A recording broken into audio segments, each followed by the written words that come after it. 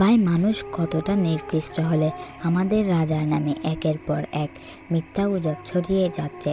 এতদিন Taeyong Jimin sugar পেছনে লাগছিল, আর এখন জাংকুকের পিছনে লাগছে। আর এদের সাথে তাল মেলাচ্ছে আমাদের ফ্যান্ডমের কিছু টক্সিক ফ্যানরা। সো ডিয়ার টক্সিক ফ্যানরা, তোমরা যদি নিজেদের আইডলকে বিলিভ করতে না পারো, তাহলে তোমাদের ফ্যান্ডমে আসতে বলছে কে?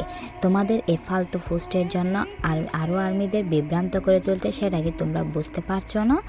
আর থেকে বড় কথা, এত সব করার পরও তোমরা কেমনে নিজেকে রিয়েল বিটিএস আর্মি দাবি করো? লজ্জা করে না তোমাদের?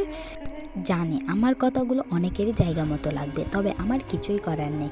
তোমরা যেটা করতেছো আমি সেটাই বলতেছি। তোমরা কি আদৌ বুঝতে পারো না কোনটা এডিক্ট আর কোনটা রিয়েল? যাই হোক, আমি আর কিছু বলবো না। যাদের আক্কেল আছে তারা আমার এতটুকু কথা বুঝবে, আর যাদের আক্কেল নেই তারা তো মানুষের কাতারেই পড়ে না। ধন্যবাদ।